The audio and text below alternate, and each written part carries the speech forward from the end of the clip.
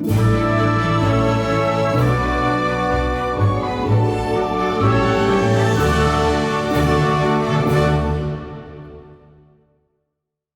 hello everybody and welcome to another roundtable discussion for the virtual concourse, the Concours Virtual. I'm delighted we've got a couple of interesting panelists to join us here to talk about the junior concourse, the little cars for the little people, but as you will hear, highly collectible, just as the real things are. So first of all, to introduce myself, my name is Richard Charlesworth, and even if you haven't bumped into me at a classic event, you may have heard me over the PA as Master of Ceremonies for the Quail, a motorsports gathering, or as curator and joint presenter of the Concours of Elegance at Hampton Court Palace, or presenter at the London Concours. I'm a reasonably established concourse judge and well known for my association with Bentley Motors, having worked for the company since 1974, most recently as the Director of Royal and VIP Relations, Head of the Heritage Collection, and as brand ambassador until I retired 2 years ago. Now, Lauren Holber is a builder of and a consultant to high performance organizations and is a frequent speaker and panelist. He's a lifelong automobile enthusiast as a result, partly, of growing up in the Detroit area. His first position following college and the USMC was with a graphic arts company serving the automotive industry. Lauren has served as CEO and board member of office products and technology companies and has also applied his talents as a volunteer to trade, community service and charitable organizations. He maintains a rotating collection of award-winning collectors' cars, motorcycles, and, as we will hear, pedal cars. He served as director and chair of concourse events and is passionate about preserving the history and enjoyment of cars and motorcycles. Lauren and his wife Jodie live in on an historic Pennsylvania farm dating from around 1740 and are committed to organic farming, open land preservation, and responsible wildlife management. So Lauren, welcome. Now, during the last 30 years, Peter Stevens has worked both as a consultant designer and as an in-house design director. Among his best-known designs are the McLaren F1, the 1999 Le Mans winning BMW, the Lotus Elan, the 1988 Lotus Esprit and X300, Jaguar's XJR15, and the 2003 Subaru Impreza P1 and Legacy Outback, Isuzu's 4200R concept car, and the MGZ sporting saloons, to name just a few, it says on my script. More recently, he's been involved in a number of electric and hybrid vehicle projects, funicular railways, and advanced cable car design. So both of you are very welcome, and obviously great experts to have on the panel. So lovely to have you both. Lauren, Peter, welcome. I would say to Lauren that unlike him, I live in an old house. Yeah, that's right. I didn't want to have any tongue-in-cheek comments about 1740. So yeah, 1640. Fairly recent, yes. But anyway, now, gentlemen, there's a lot of interesting classes in the Concours Virtual this year, and we've all seen them, and I think everybody's enjoying during this time when we can't get to real concourse to have an interesting one online. And of course, the beauty of a virtual concourse is that cars that might not normally travel from the four corners of the world do so virtually, and we've therefore had some great entrance to great classes, raising a lot of money for UNICEF as well, which is a very worthwhile thing. Now we've got, I think it's 11 or 12 cars in this class, ranging from, in age, from a 1920 Bugatti Brescia right up to a 50s or 60s, I'm not sure which, Austin J40. And we're going to have a look at some of the entrants later and chat through them.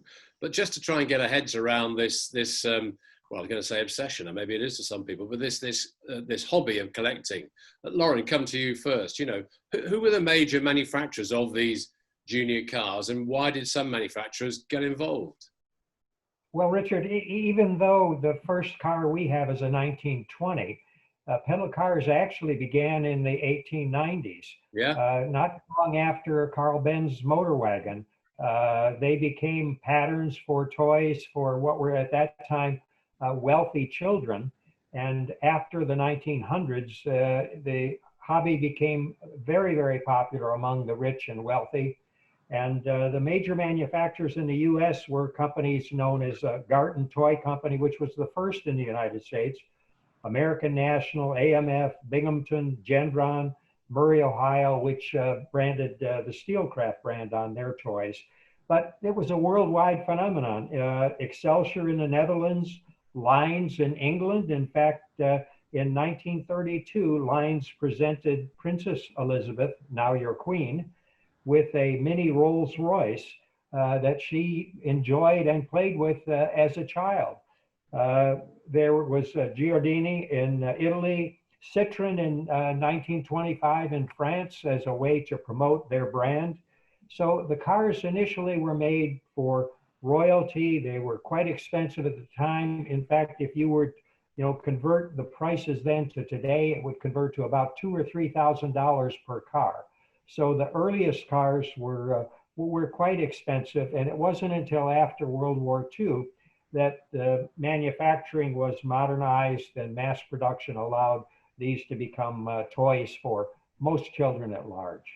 But you say that, I mean, I forget who's the company who made the Steelcraft, because one of those is in our class. I mean, they made hundreds of thousands, didn't they? These were producing huge. Well, they did. Steelcraft is a brand of Murray, Ohio. And yes, they made hundreds of thousands of them. Giordini, which is a car we have in Italy, they had a factory with over 1,000 employees and 70,000 square meters. So you can see the scale. And a lot of these companies that got into pedal cars were manufacturers of pressed metal parts or stamped products, many for the automobile companies. And they found this opportunity to diversify into toy manufacturing. Yeah, it's a profitable byproduct, I think. I mean, Peter, from a design perspective, the children's cars, these smaller cars, in many cases mirrored the full-size version. So do you think they also saw this as a way of promoting sales of the real thing? I mean, I think so, even if they were simply to draw a family into the dealers, because if the son or daughter said, oh, wow, there's a car, imagine they could have if dad was that wealthy. I think, it would have been a draw in the dealers. I mean, I love these because when I was much younger, I had a proper Willis Jeep pedal car. I think it was from Triumph, probably. I was desolate when I could no longer get into it, because that was kept down at my grandmother's place, and it was just absolutely glorious. Probably the thing that, got me into Jeeps as well, I would say. But what I like, is that here was an opportunity, I think, for some of these manufacturers to be more experimental than the car industry, because some of these entries we've got here are really spectacular, futuristic looking things, which, and I hadn't, until we looked through all the entrance for this, I hadn't realized what great things there were. That's right. It's interesting. I mean, most of these are older, not as old as Lauren said that they could be, going back to the late 1800s. But I know, I mean, for the Hampton Court Concours, which I'm involved with, we've got 20 odd cars entered for our junior concourse class, but it also includes a Lamborghini Aventador, a 911 Porsche, a Ferrari F1 Dino, Triumph 3, a Porsche 911, a Ferrari 250 GTO, all in miniature cars. So obviously, whilst the cars we're looking at in this class are older, it's something that has continued, and we'll come to that in a second. But Lauren, back to you. In terms of let me just say that firms like Austin, Citroën, GM, Chrysler, they were all very actively involved in promoting pedal car designs patterned after their cars. And if you follow even the entrance we have, you'll see as automobile design evolved, pedal cars evolved in that same fashion. But I think, as Peter said, you could take more of a risk with a pedal car or a child's car than you could with the real thing. Exactly. Test the market, see what people thought. And then if you get wouldn't it be nice if they did that in the full scale car? Well, then you've already done your market research, I guess. Right. But Lauren, values. I mean, I was, like you, doing some research to look at this. And what are the values of pedal and motorized children's cars? I mean, some of them are extremely rare and therefore extremely valuable. Well, indeed, that's true. In fact, pedal cars almost follow Concours cars. So the originals that are in what we would call mint condition are probably the most valuable. And the same would be true of a Concours level restoration. It would be almost equal in value to a mint original car. And I think the world record is close to $100,000 for a pedal car. Yes, yes, indeed. The Ron Pratt collection sold in 2012 at Barrett Jackson in Scottsdale, Arizona.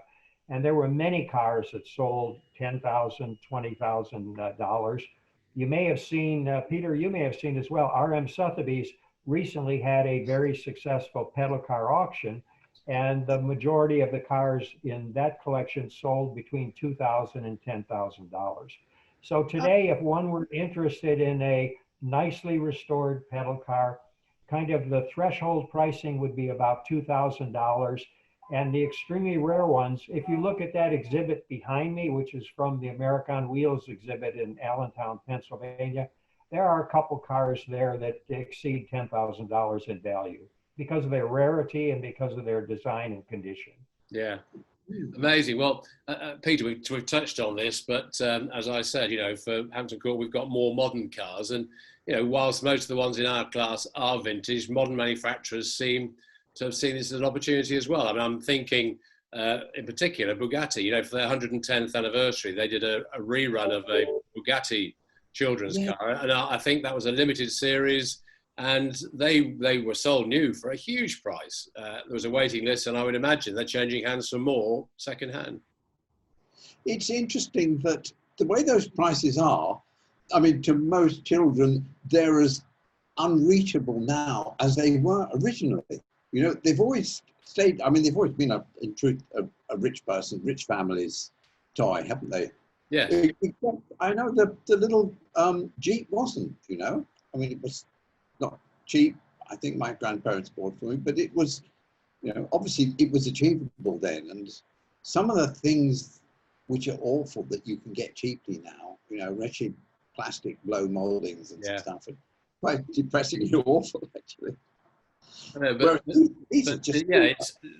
but quality will out, won't it? You know, something that's built well, however long ago, built well, cared for, will see through and beat any plastic reproduction versions over the years. But Richard, another thing that has contributed to value is there were a lot of the cars pre-World War II that were wonderful cars that were recycled during the war when metal was recycled into material. Yeah. So there were a great number of cars that would have been in existence and admired today that were given up and recycled and reprocessed for the war effort. So that's contributed to the rarity of some of these cars and hence their high values. Yeah, just like the real thing. I mean, Lauren, you're a collector. Who collects these? Are they people who collect big cars, who like small ones, or is there a different group of collectors?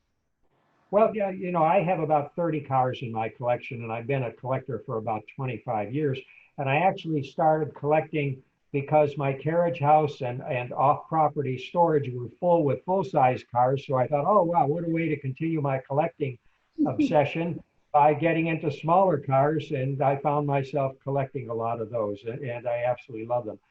There are many, many car collectors who have collections of pedal cars today.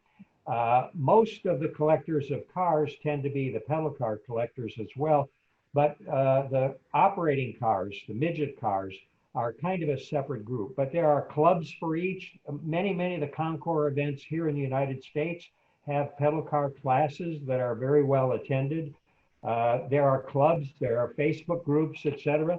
There are, for those that may be interested, there are a lot of books about pedal cars, information that is available. And so if someone wishes to pursue an interest in the hobby, there's a club activity, book activity, Facebook groups, a lot of supporters. Again, it just parallels car collecting as we know it. Yeah, well, that's fascinating. I mean, Peter, it's interesting as well, looking at some of these cars that, you know, nowadays, in an age of clean fuels and electrification, were some of these early car makers ahead of their time in some ways, offering, well, if not electric powered, but battery powered, or certainly some of their ancillary, you know, lights, horns, etc., were electric powered, weren't they? But quite a few of these are electric powered that we're looking at as well. Because, you know, there's still a strange thing with electric vehicles. A small electric vehicle like a moped or a motor scooter is, you know, it's a sensible equation of weight against possible distance that you would travel and the amount of energy, you know. And obviously the same thing was true when these were done, because like with the Bugatti, you know, and the starter motor in there, you know, made for something which functioned really well. You know, Yeah. it wasn't too heavy. You know, and it's interesting that electric was plainly efficient, and I think a little safer for kids as well. You have to admit. Yeah, probably. I mean, there were a number in this. We're going to look at the cars in a second, but there's a few with what look like sort of single cylinder engines in them, and you know, they obviously function perfectly well. I'm sure that Dad's lawnmower probably offered up the odd replacement engine if it went wrong. But Lauren, just before we move on to look at the cars, I mean, we as Peter just said, we've got electric powered, we've got pedal cars, we've got motorized cars. From a collector's point of view, do you have to have all of them, or are some more desirable than others? Well, again, as I said, most car collectors are into pedal cars. There's a dedicated group of pedal car aficionados only that just collect pedal cars, that have very large and valuable collections. And then there tends to be still another group, and those are the ones with the battery powered or gasoline engine, midget pedal cars or children's cars that have clubs and even racing events for those cars. Fantastic. Well, listen, I think I'm going to attempt some technology now, so if you'll bear with me, I'm going to see if we can take a look at some of these. Let's just have a look. Richard, can I just ask you a question? Yes. It's still, some of those we're seeing have either electric motors or little petrol motors. Should we expect information that they work? Well, a very good point. I mean, if you were judging a real concours, you'd want to know that the thing worked. I don't know. I mean, luckily, and we'll come to this because, of course, we've got an expert on the panel here, Peter, who's not judging the class for reasons that will become apparent, whereas you are judging the class. So, yeah, as a judge, well, I don't know. You better check with your chief class judge and see, are we expected to check that those with motors of whatever variety still function? I suspect they will, because, you know, judging by the people who brought these forward. Well, but it's a good point. It's a very good point. Right. So I'm just going to. So, gentlemen, hopefully you can see the share screen. Can you both see that? I can see it, and I think Lauren can see it. Yes, and we have the folder with all the cars. Great. So listen, I'm going to get you guys just to talk through some of these different cars. Lauren, perhaps I could start with you with this 1920 Bugatti Brescia. This is a great car. Tell us a bit more about this. Oh, it is indeed. From their early days, Bugatti believed that children's cars were a wonderful way to promote their mark. And they did so from those early days right up through today. In fact, they've created highly collectible and highly valuable children's cars as a result of the models that they've introduced, and they've become very valuable pieces. Yeah. This particular car is a 1920 Bugatti Brescia. It is a wonderful running car. It is a beautiful car for the period, 1920. It was purchased in France in 1989 by the current owner, a US citizen, and he bought it for his daughter. And she used the car for many years until she actually outgrew it from a size standpoint. But the car has appeared at the Greenwich, Connecticut US Concours, and it's also participated in a Vintage Sports Car Club of America racing event. So wonderful, wonderful piece, and amazingly well preserved. Just look at those headlights, look at the grille facing. I mean, it's a beautiful, beautiful car. It is. It is, and you know, look, obviously it's still in pretty good order, but it's been enjoyed, it's been loved, it's been used, hasn't it? As it should have been, and was intended to be, of course. And is that electric or pedal? No, it's a running car. It's a running car. It's a motorized car. Oh, right. So this will have probably a single cylinder 2-stroke engine or something, won't it? I would guess, yes. Let's just see if it single cylinder, air cooled. There we go. Sun and Planet gearbox. Can you see it? Where are we? Yeah, single cylinder, air cooled. Yeah, that's it. Amazing. 2 forward speeds and a reverse. Which is cool. Yeah. Starting via a crank, paint leather, very worn. It just electric lights as well. No, it's brilliant that it's been, you know, it survived so long, been enjoyed by so many, and is still in regular use and in great order. Indeed, wonderful entrant. But let's stay with you, Lauren. Here's another Bugatti Baby. And this is Well, a yes, glorious looking thing. continuing on, here's another great Bugatti children's car example. This one is a 1927 Bugatti Baby. It was originally owned by French designer Philippe Charbonneau.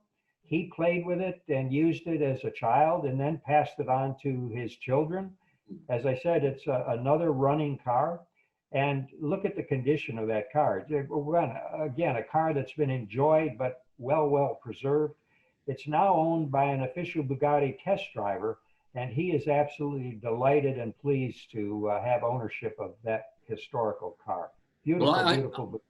I know that Pierre-Henri Raffanel, I know him. He's not a close friend, but when I was a Bentley employee, of course, Bugatti and Bentley are all part of the same family, and I got to know Pierre-Henri quite well. And of course, he was the holder of the Guinness Book of Records fastest road car in the Bugatti Veyron Grand Sport, I think it was. And I think you were saying he was happy to own to have driven the fastest and to own the slowest Bugatti. Until my friend Andy Wallace went quicker, actually. Is that right? Over 304 miles an hour. What was that in? That was in a Bugatti. Oh, right. Okay. Oh, right. So yes. Yep. Astonishing. But look at this. I mean, this is, it's the real deal, this. Yeah, wonderful car. Absolutely wonderful car. Such detail. Just that's Tina. Look at the upholstery. That's marvelous. Yeah. Well, we won't go into all the details, but look at this. I mean, here we go. A bit of oh gosh, look at all this. I mean, it's just a real car, only smaller, isn't it? And very nicely presented, isn't it? It's for sure. It is. Bit of wear and tear here and there, as you would expect. Yeah. Lauren, we'll stick with you if we may, just on this one, because this is, again, backstory is everything, but I just love this. I love the history of where this came from. Well, right. This car is a 1935 Steelcraft Pontiac. Of course, Steelcraft was a brand of Murray, Ohio, which was one of the largest pedal car producers. This particular car had a lot of support from Pontiac, the division of General Motors, when it was introduced, and dealers had this car in their showroom. And it's because Pontiac was introducing the Silver Streak design. That's the chrome strip that's running across the hill across the hood down to the waterfall grill. Exactly. So this was a design element that continued, as Peter probably knows, for the next 25 years, or 20 years at least, until 1955. It also has working headlights and a very rare Mullins, what was called Mullins Red Cap utility trailer behind it. And then in front of it are Pontiac mascots or hood ornaments from the first 1926 to the actual 1935 to the final Chief Pontiac Indian had one in 1955 that you see there. So this is a wonderful restoration, Concours restored to the highest level. And it's a previous pedal car best of show winner, actually. Well, you can imagine, can't you? Look at this. I mean, this is just a work of art. I'm not sure, children should be allowed anywhere near this. It's just such good order, isn't it? Yes. Well, of course, if a child used it, it would be in a little more of a patina condition. But this has been restored to be a showpiece like it would have been in the Pontiac showroom in 1935. Yeah, amazing. This belongs, doesn't it, to a Pontiac, collector, enthusiast collector. Yeah, I believe the owner is a Pontiac collector. Yeah. Well, there's a surprise, but it's in fantastic condition. You can imagine this being wheeled out at Concours for sure. Absolutely. Now let's just go back here now. Peter, let's have a look at this. This is one you were admiring. You like the look of this? To me, this is spectacular. And it's interesting what Leon was saying, where often companies who produce parts for the automobile industry got into making these small cars themselves. I mean, often that meant that to a degree you'd be limited in how inventive you could be. With this thing, a designer obviously, simply dispatched all his inhibitions and did something completely wild. I mean, I think it's spectacular. You know, it's a little three-wheeler. It looks to have even independent front suspension. There you go. You know? And it's just the finest looking thing. You know, I had never seen this before, and it is truly spectacular. And it's in lovely condition. It doesn't look to be absolutely over restored, you know. No. But it's got, you know, look at it. It's got personality, hasn't it? It's got a face. Well, it has, you know. It'd be your best friend if you were, you know, a young person. Lauren, have you seen this around? I have actually. This is fairly well known. These were built in Chicago, and they were only built for 1 year in 1939. And like Peter was saying, I absolutely love the front end. Look at the expression on the front end. Wonderful styling. The grille, and again, the waterfall from the hood. Just a beautiful car. Wonderful rendition. Very rare. Very special indeed. It is. It is fantastic. Three-wheeler, of course. Three-wheeler, as you see. Yeah. With the third wheel in the right place at the back. Absolutely. Absolutely. Yeah.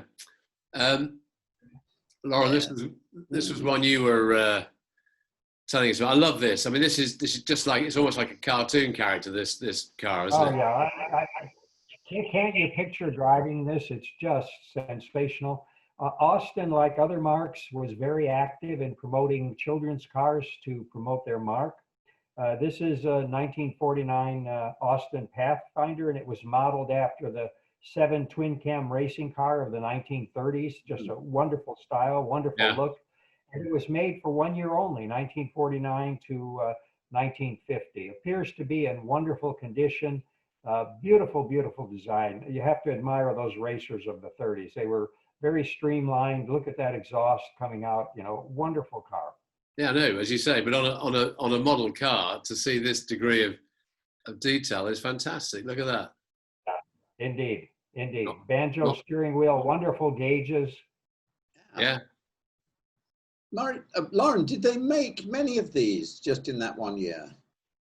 I don't know the count. I understand it was several hundred of these.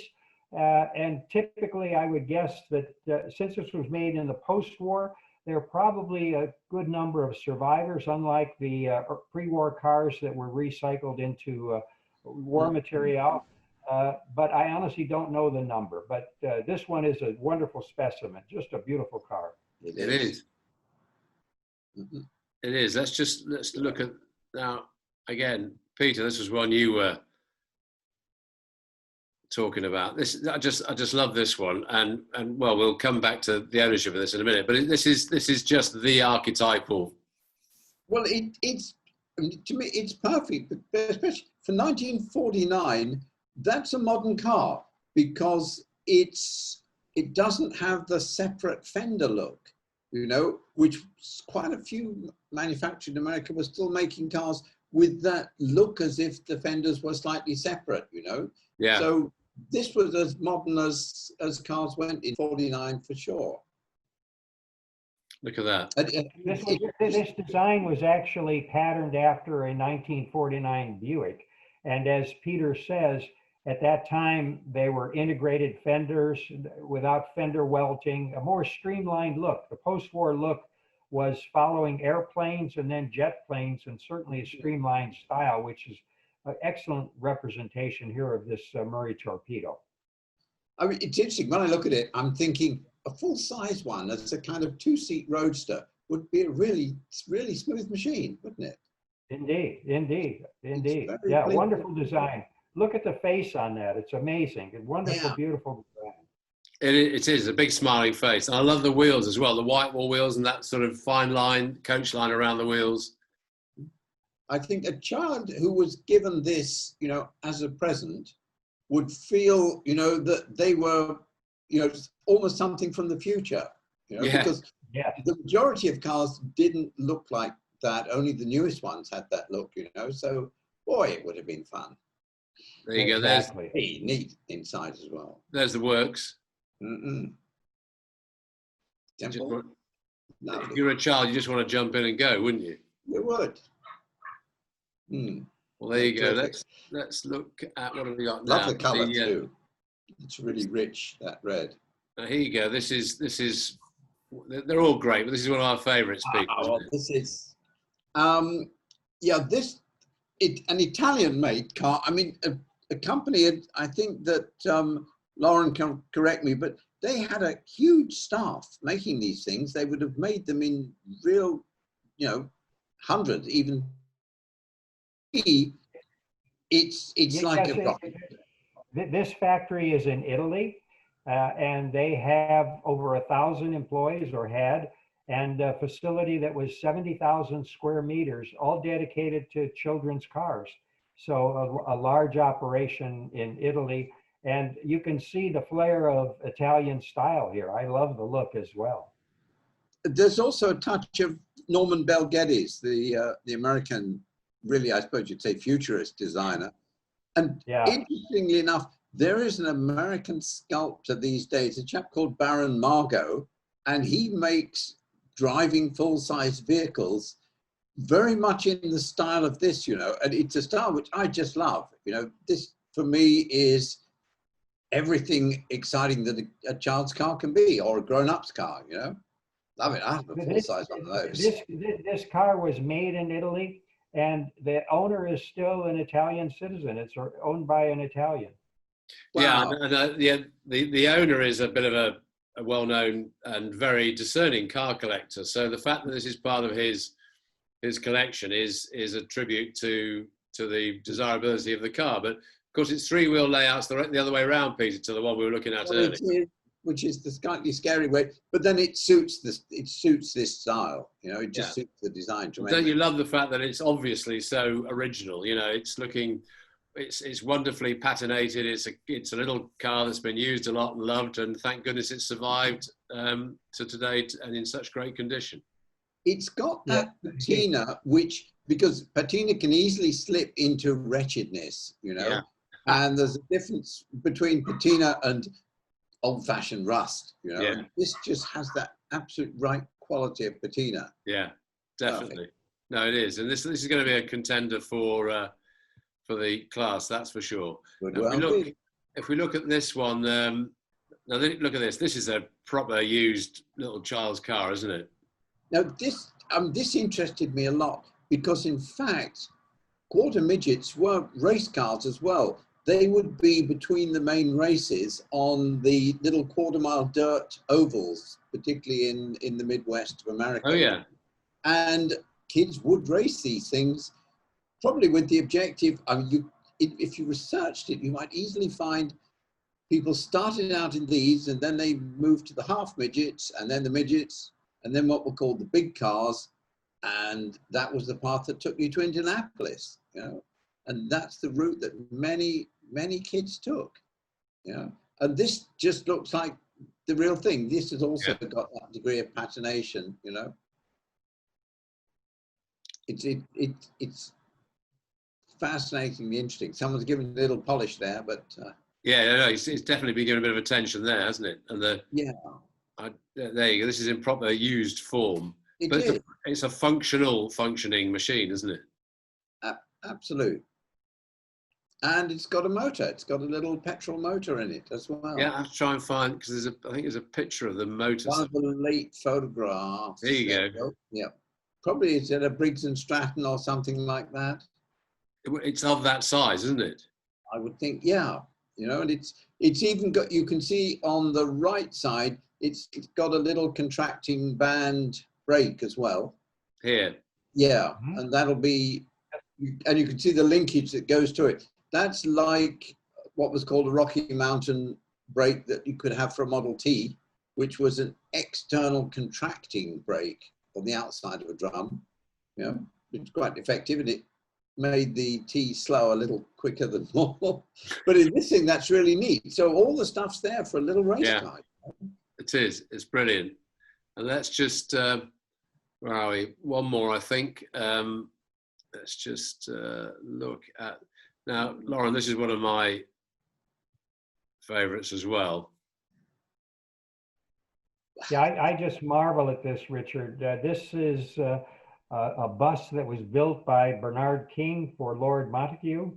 It was built in 1964, The detail on it is amazing. It was used during Lord Montagu's childhood and then, of course, passed on. Just look at the detail. It's amazing that it was so well preserved. Yeah. And I would say delicate as a child's toy, but an amazing piece, very stunning, beautiful, beautifully done.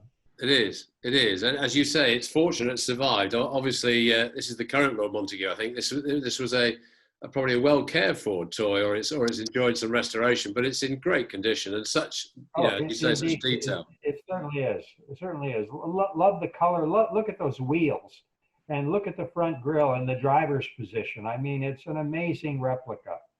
What's extraordinary is how accurate it is too. It's got the proportion, of that period of bust. Yeah, absolutely.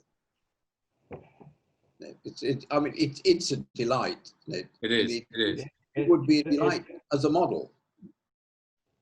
Because I think we've focused on a number of the different entries we have in this class, and I think that the judges, and thank goodness it's not me, are going to have their work cut out, because there's some great little examples there of some of these pedal cars, motorized cars, occasionally electric cars, but they're all a great cross section and very historic and becoming increasingly collectible. So I think it's going to be a fun class to watch.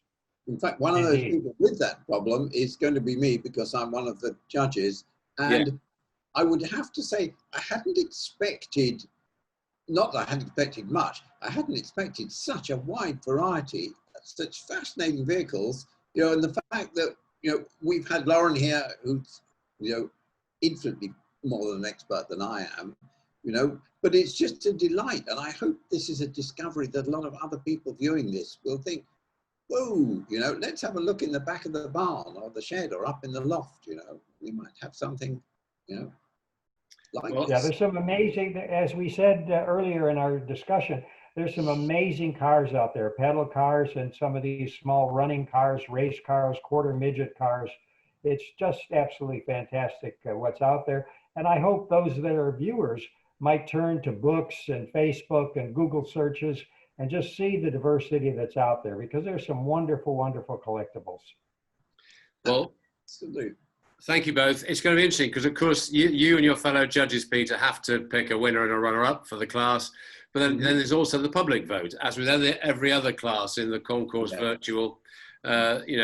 People can come on to the website and make their own selection as to what they think should win and should be the runner-up. And if you've seen the classes have been declared so far, in some cases the public vote is very close to that, or the same as that of the judges. In some cases it's quite different. So it's going to be fascinating. And I can see, as you said, Lauren, I can see people wanting to engage with this because it's something that appeals to the children, the little ones in all of us. So I think that it'll give a fascinating insight. And as you say, I think this is going to create a much greater awareness around this hobby, this passion than perhaps there exists today. But before I close off, can I just say to both of you, thank you very much for your time. Great to chat through earlier around the subject in general, and great to talk through the entrance.